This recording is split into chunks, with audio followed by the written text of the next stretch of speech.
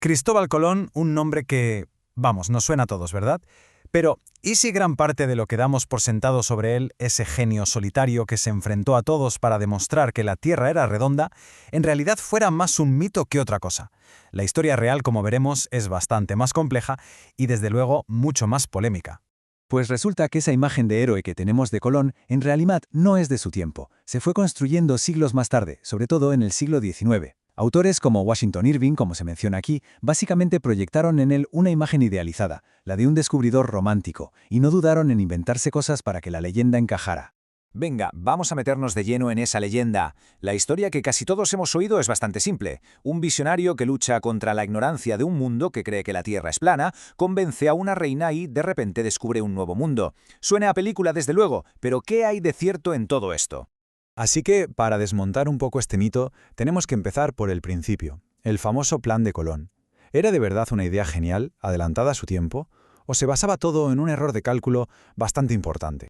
Y aquí llegamos a la gran pregunta, ¿no? Al meollo del mito más famoso que lo rodea. ¿De verdad que su gran batalla era contra una panda de ignorantes que insistían en que la Tierra era plana y que los barcos se caerían por el borde?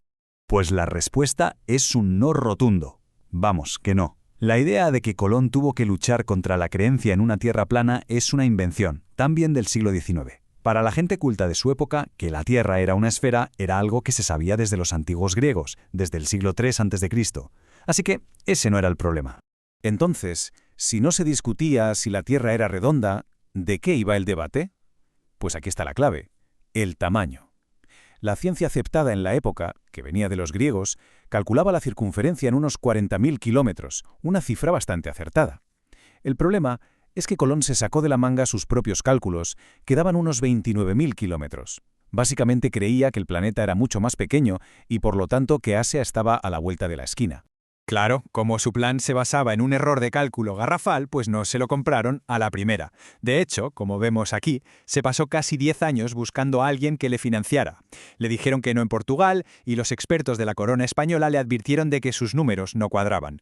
Que al final lo consiguiera no fue tanto por su visión de genio, sino por su increíble cabezonería. Bueno, y con todo esto al final consigue el apoyo. Y llegamos al famosísimo viaje. Pero ojo, que aquí la leyenda del héroe solitario también hace aguas cuando vemos quiénes hicieron posible de verdad que esos barcos zarparan. Es que hay que dejarlo claro, esto no fue cosa de un solo hombre, para nada. Fue un esfuerzo conjunto. Sin el respaldo de la corona, sin la financiación que ayudó a conseguir gente como Luis de Santángel y, sobre todo, sin la ayuda de marineros expertos como los hermanos Pinzón o los hermanos Niño, que no solo pusieron barcos, sino que reclutaron a la tripulación, las ideas de Colón se habrían quedado en el papel. Y claro, cuando por fin gritan «tierra a la vista», Colón no piensa «he descubierto un nuevo continente». ¿Qué va? Él estaba absolutamente convencido de que había llegado a las Indias, a las afueras de Asia. De hecho, se murió manteniendo esa idea, a pesar de que cada vez había más pruebas de que aquello era otra cosa. Y es justo aquí donde la historia del héroe se tuerce. Y mucho. Porque la historia de Colón no acaba con el desembarco. Continúa con su faceta como primer gobernador colonial, una parte de su vida que curiosamente se suele contar bastante menos. A ver, como gobernador de las Indias, los reyes católicos le dieron un poder, inmenso. Pero su gestión fue un auténtico desastre. Y lo importante aquí es que las acusaciones de brutalidad no son algo de ahora, ¿eh? Le llovieron de sus propios contemporáneos.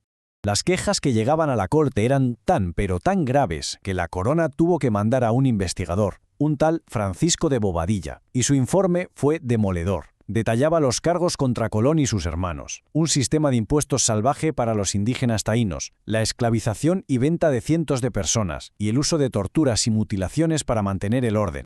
Y la conclusión de esa investigación fue tajante. Bobadilla no se anduvo con chiquitas, arrestó a Cristóbal Colón y a sus hermanos, les puso grilletes y los mandó de vuelta a España como prisioneros. El gran almirante de la mar Oceana regresó humillado y despojado de todo su poder. Pero bueno, a pesar de esta caída en picado, el impacto de sus viajes fue innegable. Cambió el mundo para siempre. Y esto nos lleva a la gran pregunta: ¿por qué, 500 años después, su figura sigue generando tanta polémica y sigue dividiendo tanto? Y aquí tenemos el legado quizá más importante y duradero de todos, lo que se conoce como el intercambio colombino. Fue, como se ve aquí, un trasvase brutal de todo, de plantas, animales, tecnología y, por supuesto, de enfermedades que resultaron devastadoras. Para bien y para mal, el mundo después de esto ya nunca volvería a ser el mismo. Así que, al final, la cuestión es esta. Nos encontramos con dos versiones de la misma persona que chocan frontalmente. Por un lado, es el icono del descubrimiento, un símbolo de conexión global. Su nombre está por todas partes. Y por otro, para muchísima gente, es el punto de partida de la conquista, de la explotación de los pueblos indígenas y de siglos de sufrimiento. La pregunta al final sigue en el aire. ¿Explorador heroico o colonizador brutal? Quizá la respuesta es que fue ambas cosas a la vez. Colón ya no es solo una figura histórica, es un espejo de cómo vemos nuestro pasado.